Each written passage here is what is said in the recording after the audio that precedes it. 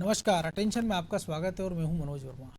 सरकारी तैयारी और जुबानी जमा खर्च के बीच कोरोना पीड़ितों की परेशानी दिनों दिन बढ़ती जा रही है। कोरोना के केसों में कमी नहीं हुई है और सरकारी इंतजाम और दावों के बीच लोग बदहवास हो रहे हैं। हाई कोर्ट को इस मामले में दखल देना पड़ा है और सरकार को फटकार लगाई है कि आगे से किसी राज्य का ऑक्सीजन कोई ना रोक पाए। रेमडेसिविर इंजेक्शन की कालाबाजारी करने वालों पर सख्त कार्रवाई की जाए। मुख्यमंत्री और उनके मंत्रिमंडल सहयोगी भी काम में जुटे हैं, लेकिन सरकार विपक्ष के साथ अपनों के निशाने पर भी आ गई है। आज हम इसी पर चर्चा करेंगे, लेकिन उसके पहले देखिए हमारी एक खास रिपोर्ट।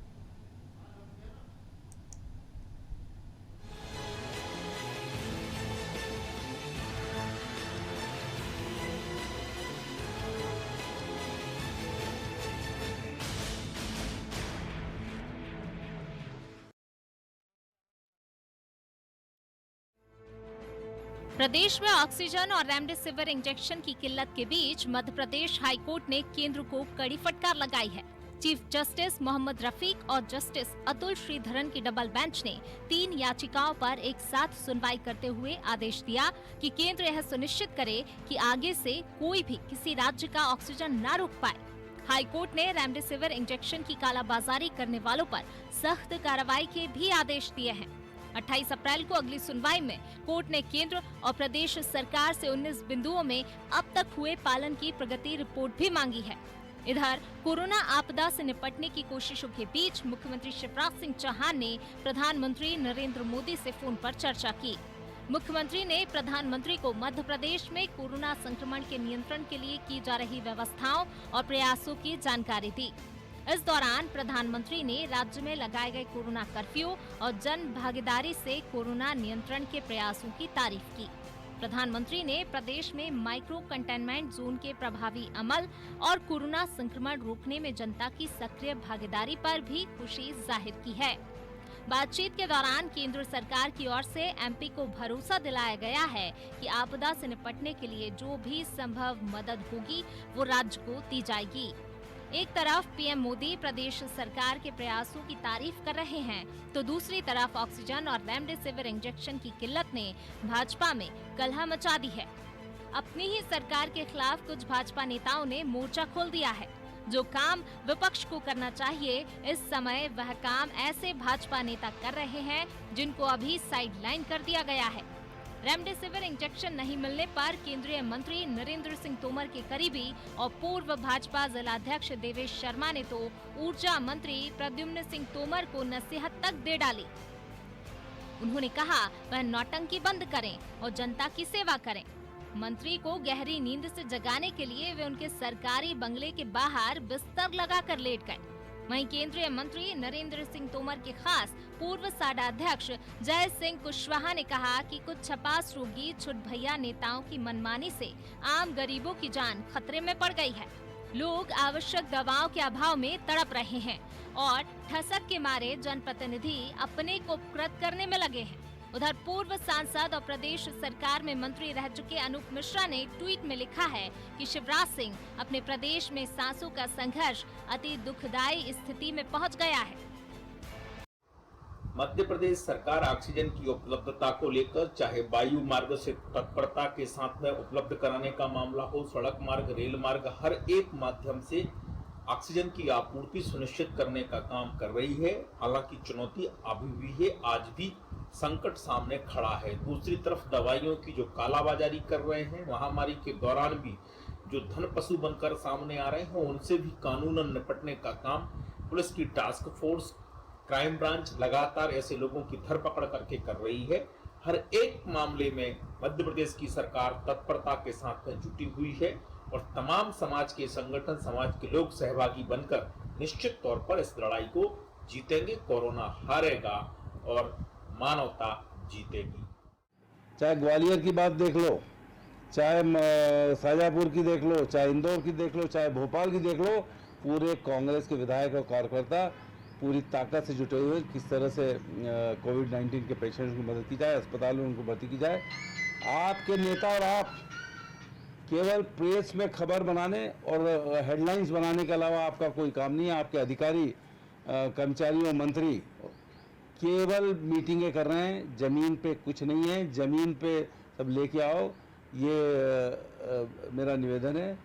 और इस तरह से केवल भटकाने से कुछ नहीं चलने वाला है। आज भी ऑक्सीजन बेड, वेंटिलेटर और उसकी कमी है। जो विधायकों ने पैसा दिया है इसका इस्तेमाल तुरंत 1 हफ्ते के अंदर होना चाहिए।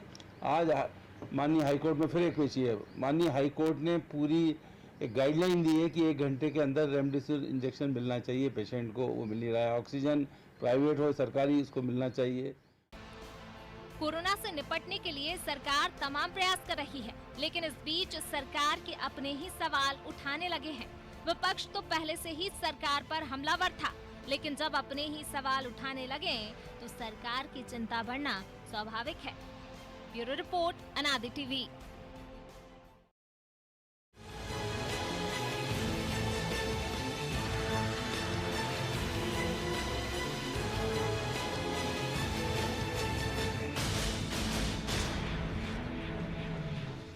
तो इसी पर हम चर्चा को आगे बढ़ाएंगे। हमारे साथ जुड़े हुए हैं अनादि टीवी के एडिटर इन चीफ प्रकाश भटनागर और एसोसिएट एडिटर प्रभु पटेरिया। सबसे पहले प्रकाश जी, आपके पास कोरोना की जो स्थिति विकराल होती जा रही है वो किसी से छुपी नहीं है। अब हालत ये है कि कई सारा हाई कोर्ट, आधा दर्जन से ज़्यादा हाई कोर्टों ने सरकारों को नसीहत दी है। मध्य प्रदेश सरकार भी है, केंद्र सरकार भी है।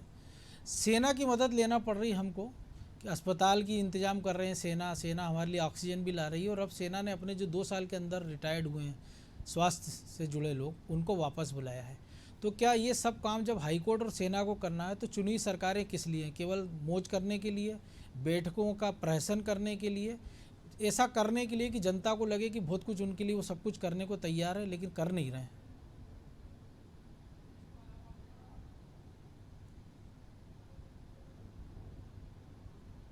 प्रकाश जी। देखिए मनोज, मुझे लगता है कि सरकार इस समय जो है वो एक बार कहानी है, एक जंगल में एक बंदर को राजा बना दिया गया था शेर की जगह जी। और जब एक शेर वो शिकार करने के लिए निकला तो बंदर ने इधर से उधर सब तरफ उछल कूद की और जब वो शेर ने शिकार कर लिया तो बंदर ने बाकी लोगों से कहा मैंने तो पूरे प्रयास किए थे। बिल्कुल। तो इस समय स्थिति ऐसी चल रही है कि सरकार प्रयास कर रही है, नतीजा कुछ नहीं निकल रहा है। मतलब इस स्थिति में अब स्थिति नियंत्रण में होना चाहिए थी। चीज़ें आपके बस से बाहर चली गई, ये एक हद तक ठीक था कि एकदम अचानक अनएक्सपेक्टेड तरीके से भारी संख्या में संक्रमितों की संख्या बढ़ी। अब उसके बाद जब आपने लगातार दिन बीतते जा रहे हैं तो स्थिति पे कंट्रोल होना चाहिए, लेकिन मुझे लगता है कि अभी भी स्थिति नियंत्रण के बाहर है। अस्पतालों में जगह नहीं है, बेड के लिए मारामारी मची हुई है। हम 6000 बेड का अस्पताल बना दे रहे हैं, 1000 बेड का अस्पताल बना दे रहे हैं, इधर से ऑक्सीजन ले आ रहे हैं, उधर से ऑक्सीजन ले आ रहे हैं, लेकिन यदि वो ऑक्सीजन समय पर मरीज के काम नहीं आई, इंजेक्शन समय पर मरीज को नहीं मिल पाया, तो आपकी व्यवस्था किस काम की? बिल्कुल। तो एक भारी असंतोष का कारण, सारी व्यवस्थाओं के कारण एक भारी असंतोष आम लोगों के मन में पैदा हुआ है और इससे भारतीय जनता पार्टी या कांग्रेस के नेता भी अछूते नहीं रह सकते। निश्चित तौर पर आखिर जनप्रतिनिधियों को भी जनता के बीच जवाबदेह होना पड़ेगा, तो निश्चित तौर पे उन्हें अपनी चिंता है तो वो सवाल उठाएंगे ही सही। जी, लेकिन ऐसा नहीं हो सकता कि कम से कम जो 229 विधायक हैं अभी, क्योंकि एक का नतीजा अभी 2 मई को आना है, वो कम से कम अपने अपने विधानसभा क्षेत्रों में कुछ ऐसा कर दें जनता को आराम मिले। क्योंकि अभी हमने देखा कि ईसागढ़ विधायक के जब पोस्टर लगते हैं लापता है तो वो एक वीडियो जारी कर देते हैं कि मैं तो क्वारंटाइन हूँ, मुझे कोरोना हो गया। कब उनको कोरोना हुआ किसी को पता नहीं चलता है। कई सारे जनप्रतिनिधि ऐसे हैं जो ट्वीट कर देते हैं कि मुझे कोरोना हो गया, जो मेरे संपर्क में आया अपनी जाँच करा ले, लेकिन वो ये नहीं कहता है कि मैं आपकी जाँच का इंतजाम करवाऊँगा, आप घबराइए मत, मैं अपने क्षेत्र में आपके लिए बेड का इंतजाम कर रहा हूँ, अगर किसी को कोरोना हुआ है तो उसकी जिम्मेदारी मैं ले रहा हूँ। ऐसा कुछ देखने को मिल नहीं रहा है। देखिए, जनप्रतिनिधि मनोज जो कर रहे थे कि अपनी विधायक निधि से जो पैसा दे रहे थे, वो भी मुझे लगता है पूरे विधायकों ने अभी तक नहीं दिया है कलेक्टरों को, जिसके माध्यम से सरकार ने खरीदी के लिए उसके आदेश जारी कर दिए कि कलेक्टर अपने स्तर पर निर्णय ले, खरीदी कर ले, टेंडर की प्रक्रिया में न जाए और जो तत्काल आवश्यकता उसकी पूर्ति करें। लेकिन उसके बावजूद कुछ ही विधायकों का एक समाचार हमें मिला है कि उन्होंने अपनी राशि से किसी ने 25 लाख, किसी ने 15 लाख जो भी देना था वो दिया है, लेकिन सारे विधायकों का ये अभी तक पता नहीं चला, जबकि हर विधायक को दे देना चाहिए था अपनी विधायक निधि से। तो काफ़ी कुछ व्यवस्थाएं, मुझे एक जिले के अंदर 4-4, 5-5, 6-6 विधायक हैं और वहाँ पे अगर ये व्यवस्था होती है तो काफ़ी कुछ चीज़ें कलेक्टर अपने स्तर पे भी मैनेज कर सकते हैं। बिल्कुल। और जिस तरह से प्रधानमंत्री ने कहा था कि कलेक्टर और एसपी को जिम्मेदार माना जाए सारी चीज़ों के लिए, तो मुझे लगता है मध्य प्रदेश में अभी तक ऐसा कोई उदाहरण नहीं आया है जिसमें कलेक्टर या एसपी को जिम्मेदार ठहराया गया हो। बिल्कुल प्रभु जी, कलेक्टर एसपी को जिम्मेदार नहीं ठहराया। और अभी हम सुन रहे थे रजनीश अग्रवाल जो कुछ कह रहे थे, प्रदेश मंत्री बीजेपी के, कि कई सारे धन पशुओं पर कार्रवाई होना चाहिए जो कालाबाजारी कर रहे हैं। तो हम देख रहे हैं कि जो सरकार कह रही टास्क फोर्स बना दी है, हाईकोर्ट कह रहा है कि जो इंजेक्शन की कालाबाजारी कर रहे हैं उन पर रासुका लगाइए। तो हो ये रहा है कि हम किसी एमआर को पकड़ ले रहे हैं, किसी नर्स को पकड़ ले रहे हैं या किसी दलाल को पकड़ ले रहे हैं।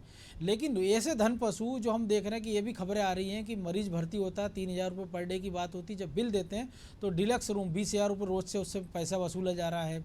कई लोगों को गलत सलत तरीके से इलाज किया जा रहा है और उनसे अनाप शनाप 15-15, 20-20 लाख तक के लोगों ने इसी भोपाल या मध्य प्रदेश के तमाम हिस्सों भरे।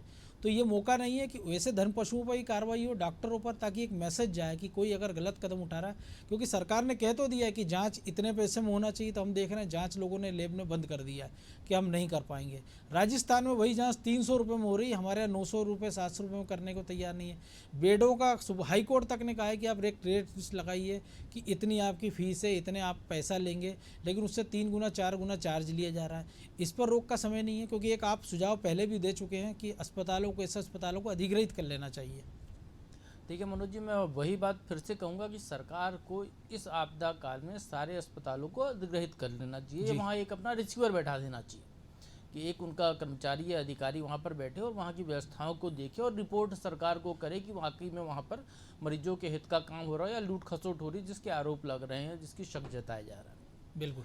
तो शायद व्यवस्था में बहुत सुधार आ जाएगा, क्योंकि हमारे यहाँ जो सिस्टम है, प्राइवेट स्कूल या प्राइवेट अस्पताल, ये लूटने के लिए ही बने हुए हैं जी। आज के नहीं, आज हम कोरोना काल में बात करें, ये बने इसलिए हैं क्योंकि पहले ये था जब जवाहरलाल नेहरू ने इस देश की कल्पना की आज़ाद होने के बाद, तो उन्हें जो बुनियादी ज़रूरतें लोगों को होती हैं वो सरकार के हाथ में रखा था। बिल्कुल। धीरे धीरे उसका प्राइवेटाइजेशन किया जाने लगा। आज स्थिति ये है कि जो वर्तमान केंद्र की सरकार है वो सब चीज़ों को प्राइवेट सेक्टर में दे रही है।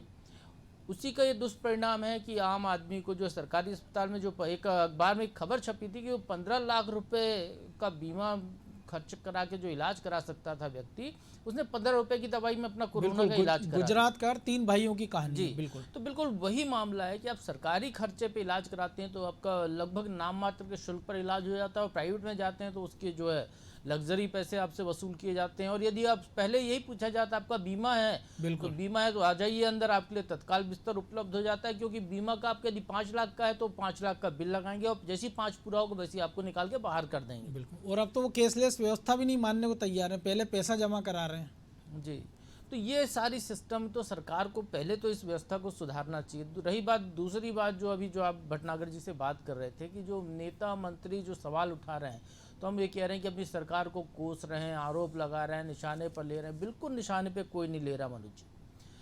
जनप्रतिनिधि होने का एक कर्तव्य निभा रहे हैं कि वो जो अव्यवस्था है उसको उजागर करें। व्यवस्था को उजागर करना, सरकार के ध्यान में लाने का एक जो आसान फोरम उनके पास है, वो ट्वीट कर रहे हैं, सोशल मीडिया के जरिए बता रहे हैं। सामान्य परिस्थिति होती तो हो सकता है कि वो फोन लगाते वहां पर मुख्यमंत्री कार्यालय में या मुख्यमंत्री के बंगले पर, लेकिन वो भी हमने देखा है तो उपलब्ध होकर बात होती कि कलेक्टर 22 बार में फोन नहीं उठा रहा है। कैबिनेट मंत्री का दर्जा जिनको मिला है, जायसवाल, वो सही कह रहे हैं बिल्कुल, प्रदीप जायसवाल, कि अफसर तो मीटिंग खेल रहे हैं, मरीजों की तो कोई चिंता ही नहीं कर रहा। हम अगर चार्ट देखें, देखिए मनोज जी, इन सारी परिस्थितियों से हम बहुत आगे निकल चुके हैं। बिल्कुल ठीक है, आज किसी पे दोष देना, उससे हम बहुत आगे निकल चुके हैं। आज सरकार को आप दोष दे लीजिए, आज आप विपक्ष को दोष दे लीजिए, आज आप आम आदमी को दोष दे लीजिए, लेकिन अभी जो वर्तमान में कोरोना की स्थिति है उससे इन सब आरोप प्रत्यारोप से नहीं निपटा जा सकता। जो अभी हम पीसी शर्मा जी को सुन रहे थे या रजनीश अग्रवाल को सुन रहे थे, धन पशुओं को रजनीश अग्रवाल पकड़ने के बाद, तो रजनीश अग्रवाल पकड़वाए ना। रेमडेसिविर इंजेक्शन सरकार की निगरानी में बट रहा है, सरकारी प्लेन से आ रहा है, फिर ये ब्लैक में कहाँ से जा रहा है? कौन लोग हैं वो जो इनको उपलब्ध कर रहे हैं? हमीदिया अस्पताल से जो चोरी हुए 850 इंजेक्शन, वो आखिर में ये आया कि वो वीआईपी लोगों को लगे, इसलिए उस जांच को दबा दिया गया। तो पुलिस ही वही काम कर रही, पुलिस का जो काम है पुलिसिंग ही नहीं कर रही है। वो बैरिकेड लगाकर चौराहे पे और बगल में मोबाइल पर पुलिस वाला बैठा देखता रहता है, जनता परेशान हो रही, गड्ढों में गाड़ी कूद रही है। और ऐसे भी खबरें हैं कि थानेदार रात में जाते हैं, सरकारी अस्पताल से सिलेंडर ले जाते हैं कि सिपाही बीमार ले जा रहे हैं। तो ये जो जिम्मेदार लोग हैं, ये यदि गलत करें तो इनका गला लटकाइए, आप इनको नीम इमली के पेड़ पर लटकाइए जिंदा। जी, तब कुछ ही राहत मिलेगी। जब ये भूत बनकर वहाँ पर भटकेंगे तब प्रदेश को, देश को कोई राहत मिलेगी। लेकिन ये काम तो कोई कर नहीं रहा है। ये जो मूल काम होना चाहिए वहाँ से बचे हुए हैं। आप इधर उधर हाथ पैर मारते रहिए कि आप इसको ठीक कर रहे हैं, उसको ठीक कर रहे हैं। आप कह रहे हो कि जो रासुका लगा देंगे, अरे रासुका उस पर भी लगाइए जिसके मार्फत उस दलाल तक इंजेक्शन पहुँचाए। बिल्कुल बड़ा सवाल। उसकी पूरी संपत्ति राजसात कीजिए, चाहे वो कोई IAS हो, चाहे कोई बड़ा डॉक्टर हो, चाहे कोई बड़ा नेता हो। जब व्यवस्था बनाई गई है, बहुत आसान व्यवस्था बनाई गई है कई बार के बाद, कि आपको यदि रेमडेसिविर इंजेक्शन चाहिए तो एक गूगल फॉर्म जारी किया गया, उस फॉर्म को भर दीजिए। अस्पताल भरेगा फॉर्म को, कितने इंजेक्शन की ज़रूरत है, उस अस्पताल के कोटे के इंजेक्शन वहाँ दे दिए जाएंगे। तो फिर ब्लैक में इंजेक्शन कहाँ से आ रहा है? तो ये भी तो हो सकता है ना कि बिल बढ़ाने के लिए अस्पताल वाला प्रेशर बनाता हो मरीज को कि 10 मरीजों के नाम पे इंजेक्शन मंगा लिए। कह रहा हूँ कि एक वहाँ पे रिसीवर बैठाइए, वहाँ पे वो सुनेगा लोगों का, देखेगा, आँख नाक कान बनेगा। वो गोपाल भार्गव ने अच्छी बात कही थी, वो अमल हो जानी चाहिए कि सारे अस्पतालों को कहें कि वो CCTV अपना नेटवर्क बाहर डिस्प्ले कर दें एक बड़े बोर्ड लगा के। तो उनके रिश्तेदारों के जो परिजन वो तो देखें अंदर क्या हो रहा है उनके मरीज के साथ, तो राह चलता आदमी भी देखे कि वहाँ क्या हो रहा है। जब हम क्रिकेट मैच के लिए बोर्ड लगा सकते हैं, जब मोदी का मन का बात सुनने के लिए बोर्ड लगा सकते हैं, तो इतने जीवन के मामला है तो यहाँ पर क्यों नहीं लग सकता एक डिस्प्ले? बिल्कुल लगाना चाहिए। यहाँ पर जो अनावश्यक खर्चा किया जा रहा है। रही बात सरकारी व्यवस्था की, तो सरकार व्यवस्था कर रही है, लेकिन ये बिल्कुल वैसा मामला है मनोज जी, यदि आपके घर में 4 आदमी के हिसाब से महीने का राशन है और 100 लोग आ जाएं तो कोरोना मरीज वैसे ही निकल रहे हैं, पूरी व्यवस्था हो जाएगी आपकी। तो सबसे पहले तो दायित्व जो आने वाले हैं उनकी जिम्मेदारी है कि वो कम एक करके आए, 4 करके आए, तो आप आसानी से संभाल लेंगे। लेकिन ऐसा भी तो है ना कि जैसे हम न्योता दे देते हैं कई सारे लोगों को कि भोज है, तो हमने चुनावी रैलियों के माध्यम शायद वही किया, क्योंकि जो दमों की स्थितियां हैं। जनता क्यों झेल रही है, जनता क्यों जाती है उस रैली में, ये बताइए आप। मुझे मेरी जान की फिक्र है तो मैं क्यों जाऊंगा? प्रकाश भटनागर जी अपने चैम्बर में बुलाएंगे तो मैं क्यों जाऊंगा उनके पास बैठने, क्योंकि यदि कोरोना का डर है मुझे तो जनता क्यों जा रही है उस भीड़ में? क्यों शक्ल दिखाने के लिए किसी ने कहा कि चलो तो चली जा रही है, उसके बाद फिर कोरोना हो रहा है तो सरकार को कोसिए, आप समाज को कोसिए, मोदी को कोसिए, शिवराज जी को कोसिए, जिसकी आपकी मर्जी, चाहे कमलनाथ को कोसिए, PC शर्मा को कोसिए या रजनीश अग्रवाल को कोसिए। तो ये कोसने का जो ढर्रा है, हम पहले गलती कर रहे हैं। केवल एक उपाय है इससे बचने का, बहुत आसान सा उपाय है। मास्क लगाकर घर के बाहर निकलिए, नाक और मुंह को मास्क के ढक कर रखिए, आपको कोरोना होगा ही नहीं। तो अब तो नीति आयोग ने ये कह दिया आज ही कि अब आपको तो बचना है तो घर के अंदर भी आप मास्क लगाइए, तो हम उस स्थिति में आ गए हैं। तो सरकार जो बार बार धमकियां देती है, जो चालान करती है, सीधी सी बात है, जो आदमी बगैर मास्क के सड़क पर निकल रहा है उसको अंदर डाल दीजिए जेल में, या उसके घर को जेल बना दीजिए, बाहर से ताला लगा दीजिए कि वो आदमी बाहर ही नहीं निकले 5 दिन, सब सुधर जाएंगे। 100 रुपये का जुर्माना, आपने 500 रुपये, 100 रुपये, 1000 रुपये जुर्माना तय किया, जो सिपाही है वो 100 रुपये में तोड़ कर लेता है जुर्माना लेने के बजाय। भटनागर जी से भी समझते हैं कि भटनागर जी कई बार होता है कि जो हम कुछ कर रहे हैं, जो प्रभु जी भी कह रहे हैं कि ये सारे उपाय हम नहीं रखता, लेट करते हैं। जैसे अगर आज मद्रास हाई कोर्ट के फैसले की बात करें कि उन्होंने कहा कि चुनाव आयोग इसके लिए जिम्मेदार है, वो भी तब जब अब एक फेज का चुनाव और बचा है, तो 2 महीने बाद 2 महीने आपके पास थे, तो क्या उन नेताओं की कोई जिम्मेदारी नहीं थी जिन्होंने लाखों लोगों की भीड़ जुटाई? क्या उन नेताओं के साथ साथ उन पॉलिटिकल पार्टियों के जो कार्यकर्ताओं की जिम्मेदारी नहीं थी जिन्होंने पूरी भीड़ को वहाँ लाने ले जाने का काम किया? और अब हम अगर चुनाव आयोग पे उंगली उठा रहे हैं तो बहुत देर नहीं कर दी? ऐसे कई सारे फैसले हैं। मनोज के इस मामले में हमारे राजनीतिक दल, केंद्र सरकार, चुनाव आयोग बराबर के दोषी हैं जी। चुनाव आयोग अगर केंद्र सरकार चाहती तो इन राज्यों के चुनाव वर्तमान परिस्थितियों को देखते हुए 6 महीने के लिए आगे बढ़ा सकती थी। वो एक बहुत आसान सा तरीका था। संसद के अंदर सरकार के पास पूरा बहुमत है और जिस तरह के हालात हैं उसमें आप विपक्ष से भी सहयोग ले सकते थे। इसके अलावा चुनाव आयोग को ही ये मना करना था कि मौजूदा परिस्थितियों में चुनाव संभव नहीं है, लेकिन चुनाव आयोग ने बिहार में भी चुनाव करवाया, इसी के अंदर दूसरे दीगर चुनाव भी करवाए। तो ये सबसे बड़ी बात, चुनाव आयोग अपने आप में एक स्वायत्त संस्था है जो निश्चित तौर पे वो अपने फैसले खुद लेने के लिए स्वतंत्र है और वो केंद्र सरकार को निर्देशित कर सकता है कि अभी चुनाव की प्रक्रिया संभव नहीं है, तो उसके लिए बाद में क्या वैधानिक रास्ते हैं वो तलाशने का काम केंद्र सरकार का था। तो अगर कोर्ट ने जो कहा है, आज कहा है, कोर्ट पहले भी कहता तो उसका भी कोई असर नहीं होता, क्योंकि ये डिसीजन तो केंद्र सरकार को, राजनीतिक दलों को और चुनाव आयोग को करना था कि वो चुनाव से बचते।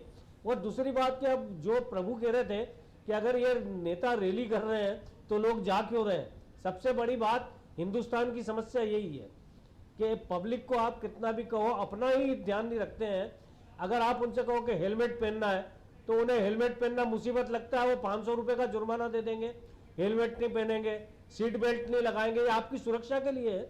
अब अगर आपको लगता है तो भाषण सुनना है अगर किसी का, तो आप टीवी पे सुन सकते हो, सोशल मीडिया पे भाषण लाइव टेलीकास्ट होते हैं, सारी चीजें हो सकती, क्यों जा रहे हैं भीड़ के अंदर? जी। ये एक समझ से परे बात है। तो निश्चित तौर पे हमारा लोकतंत्र आज भी परिपक्व नहीं है। लोग पैसे लेकर रैलियों में जाते हैं, चुनाव की बिल इकट्ठी करने के लिए राजनीतिक दल पैसा खर्च करते हैं, आने जाने का इंतजाम करते हैं, लेकिन लोगों की जान से खिलवाड़ कर रहे हैं जानबूझ के, ये हम सब देख रहे हैं। जी प्रभु जी, जान से खिलवाड़ हो रहा है, लेकिन हम न्याय प्रक्रिया पे सवाल नहीं उठा रहे, लेकिन मद्रास हाईकोर्ट कह रहा है चुनाव आयोग जिम्मेदार है, और उत्तर प्रदेश में वही हाईकोर्ट कहता है कि आप पंचायत के चुनाव कराइए, और वो प्रक्रिया अभी तक रुकी नहीं है। जबकि अगर हम बात करें तो 30,000 से ज़्यादा वहाँ केस हो रहे हैं।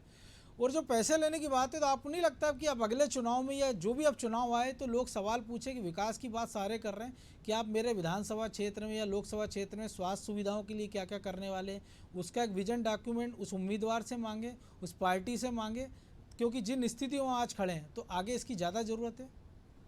देखिए मनोज जी, जिस तरीके की तैयारी भी दिख रही है, जैसा कि आज ही के अखबारों में आया है, आज ही प्रधानमंत्री ने कहा है कि वो पीएम केयर फंड में जो जनता का पैसा इकट्ठा किया गया था राम मंदिर की तरह का चंदा कोरोना के लिए जी।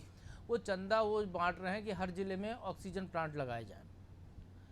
एक स्थिति ये आने वाली है, ये कोरोना आज है, हो सकता है कि 2 महीने बाद चला जाए, हो सकता है 6 महीने बाद चला जाए, या हो सकता है 1 साल बाद पूरी तरह चला जाए। स्थिति ये बनने वाली है कि हमारे यहाँ इतने ऑक्सीजन प्लांट होंगे, जैसे वो रीवा का एक ऑक्सीजन प्लांट है, रीवा के संजय गांधी अस्पताल का, वो प्लांट तो लगा था लेकिन बाद में चालू करने वाले चालू करना भूल गए, और अब ये है उसको छुपाने में लगे हुए हैं। वो बिल्कुल कागज में डिनाई कर रहे हैं कि हमारे यहाँ कोई ऑक्सीजन प्लांट ही नहीं है। तो वैसे ही जैसे गोबर गैस के संयंत्र लगाए गए थे घर घर में, वैसे ही ऑक्सीजन प्लांट जो है आने वाले समय में एक मुसीबत बनने वाली है, पैसा वेस्ट जाने वाला है। जी। आपको जो तत्कालिक अभी की आवश्यकता है, तो इसके लिए आप भविष्य का इतना तगड़ा इंतजाम कर रहे हो कि जितनी ज़रूरत ना हो। तो ये सरकारों की सबसे बड़ी गलती है, इस बारे में सोचना चाहिए। केवल वोट बैंक और जनता की नाराज़गी से बचने के लिए काम किया जा रहा है। लेकिन ये भी तो हमने देखा कि दिल्ली में वो 8 ऑक्सीजन प्लांट के लिए पैसा मिलता है और साल भर में एक ही लगता है, बाकी 7 बनते ही नहीं है। नहीं मनोज जी, जरूरत नहीं थी ना, ऑक्सीजन आ रही है कहीं से। ये तो एक महामारी अचानक आ गई। आप ये बताइए, इस कोरोना की पहली लहर में क्या इतनी ऑक्सीजन की जरूरत थी? बिल्कुल। ये जो अचानक ये महामारी, इसका नाम इसीलिए है, ये एक ऐसी आपदा है जिसके बारे में किसी को अनुमान नहीं था कि यहाँ क्या होने वाला है। थोड़ा बहुत आकलन दूसरे देशों का करके हम अपनी तैयारी कर सकते थे, लेकिन जो सबसे बड़ा जो है ना, को हमेशा कहा जाता है बचाव पहली प्राथमिकता में होना चाहिए, तो बचाव हमने किया नहीं है जी। हमने तो आ बैल मुझे मार की स्टाइल पे पूरे देश ने जो है कोरोना का स्वागत किया। हमने बड़े हार फूल लेकर, और प्रधानमंत्री जी वो दीदी मेरी दीदी तेरी दीदी करते रहे, हम भी उसी में ताली बजाते रहे बगैर मास्क के। जनता लगी रही चुनाव में वो देखने में, और वो किसी को ध्यान ही नहीं रहा। अब जब सुप्रीम कोर्ट ने कहा तो चुनावी रैलियां बंद है, चुनावी शोर बंद है। बिल्कुल। कोर्ट यदि सब कुछ करना है तो क्यों हम सरकारें चुनते हैं? कोर्ट के हाथ में सारी चीजें देते ना। यही किसी जज साहब के बंगले के बाहर फटाका फूटता है रात को 12 बजे, तो पूरे देश में आतिशबाजी बैन कर देते हैं। ये बहुत अच्छा निजाम है यदि इनको देखा जाए तो। या तो पाकिस्तान की तरह या तानाशाही देशों की तरह हम तानाशाही स्वीकार कर लें कि हमको अपने आप को सुधारना है, तो या पूरी की पूरी कमान सुप्रीम कोर्ट के या हाई कोर्ट के हाथ में दे दी। क्योंकि अब देखिए, जो काम सरकार को करना है वो कोर्ट को कहना पड़ रहा है। बिल्कुल वही चुनाव आयोग को कह रहा है। हमें याद है, आपको याद है, इस देश को भी याद होगा कि जब कोरोना की पहली लहर थी तो चुनाव टाले गए। मध्य प्रदेश के जो 28 सीटों के उपचुनाव थे, बिल्कुल, और भी राज्यों के उपचुनाव टाले गए। पंचायत चुनाव हम देख रहे हैं लगातार आगे बढ़ रहे हैं। चुनाव कराना नियमतः जरूरी है, तो फिर वो तब क्यों टाले थे आपने? एक बार आपने गलती कर ली तो दोबारा क्यों नहीं कर सकते हो? बिल्कुल। और चुनाव आयोग की जहाँ तक बात है, तो यदि देश के गृह मंत्री कहते हैं कि पश्चिम बंगाल के चुनाव 8 चरण में होना चाहिए, तो चुनाव आयोग 8 चरण में तय करता है। तो कैसा निष्पक्ष है चुनाव आयोग? वो तो बिल्कुल किसी और को देखकर ढोल पीट रहा है। तो उसको वहाँ पर एक बार और मनोज जी ये बात उठी थी, जितने भी संवैधानिक संस्थाएं जिनको स्वायत्त संस्था कहते हैं, जो उनको स्वतंत्र संस्था कहते हैं, इनमें ब्यूरोक्रेट्स के बजाय रिटायर्ड जजों को बैठाना चाहिए। बिल्कुल। समाज से चुनकर आए हुए अच्छे लोगों को बैठाना चाहिए, वो काम करेंगे। ये जो रिटायर्ड अफसर होते हैं, हुकुम के गुलाम है, पूरी जिंदगी उनने गुलामी की है नेताओं की, वो रिटायरमेंट के बाद भी गुलामी करते हैं। सवाल उठ रहे हैं, जजों पे भी सवाल उठ रहे हैं, जज भी सरकार के कहने पे चल रहे हैं। बिल्कुल। तो शायद हम इसी स्थिति में आ गए, क्योंकि सुविधा हमको हमारे मन की चाहिए, और जो कानून हमारे मन का चाहिए, और सुविधा हमको संविधान के हिसाब से चाहिए। बहरहाल अब चूंकि अब समय और इजाज़त नहीं दे रहा, इसलिए आप दोनों को यहीं रोकना पड़ेगा। तो निश्चित तौर पर कि कोर्ट हर चीज़ में दखल दे ये भी अच्छा नहीं किसी लोकतंत्र के लिए। लेकिन हम ऐसे लोकतंत्र में किस दौर में पहुंच गए हम इस लोकतंत्र के, कि हमको हर चीज़ के लिए एक ऊपर से कोई एक डंडा चाहिए हमको, कि कोई एक डंडा चलाए, एक हाके कि आपको ये करना ये नहीं करना। तो इस स्थिति से निपटने के लिए बेहतर है कि जो चुने हुए जनप्रतिनिधि हैं वो अपनी जिम्मेदारी समझे और ऐसी नौबत ना आए कि जनता से जुड़े मामलों में कोर्ट को इस प्रकार का हस्तक्षेप करना पड़े, निर्णय देना पड़े। हम कोर्ट के पूरे जो फैसले उनका पूरा सम्मान करते हैं, हम उनके जो फैसले उन पर उंगली भी नहीं उठा रहे, लेकिन हम ये जनप्रतिनिधियों से अपील कर रहे हैं कि कम से कम वो ऐसी स्थितियां ना आने दें। क्योंकि एक बार जब जनता का भरोसा, एक बार जब आपसे उठ रहा है, बाकी कई सारी जो संस्थाएं हैं उनसे उठता जा रहा है, और कोर्ट को लेकर भी कई सारे लोग दबे छुपे स्वरों में आरोप प्रत्यारोप लगाने लगे हैं। तो ऐसी स्थिति किसी भी लोकतंत्र के लिए ठीक नहीं है, किसी देश के लिए ठीक नहीं, किसी समाज के लिए नहीं है। और जहाँ तक कोरोना की बात है तो एक बार फिर आपसे अनुरोध करते हैं अपनी जिम्मेदारी समझिए, क्योंकि नीति आयोग ने आज जो कुछ कहा है वो बहुत डराने वाला है। क्योंकि अभी तक तो डॉक्टर और हम सब ये अपील करते थे आपसे कि जब भी आप घरों से बाहर निकलिए मास्क पहनिए, सोशल डिस्टेंसिंग का पालन करिए, हाथ धोते रहिए। लेकिन आज हम उस स्थिति में आकर खड़े हो गए कि ना हमारे पास बेड है, ना ऑक्सीजन है पूरी, ना इंजेक्शन है, और उससे खतरनाक स्थिति ये है कि कोरोना हमारे घर के अंदर आ गया है। यानी नीति आयोग का साफ तौर पर कहना है कि अगर आपको कोरोना से बचना है तो घर के अंदर भी आप मास्क लगाकर रहिए। तो आप सोचिए, सरकार के लिए आप एक आंकड़ा है, लेकिन आपके परिवार के लिए आप पूरी दुनिया है। अटेंशन में आज इतना ही, मुझे दीजिए इजाज़त और आप देखते रहिए अनादि टीवी। नमस्कार।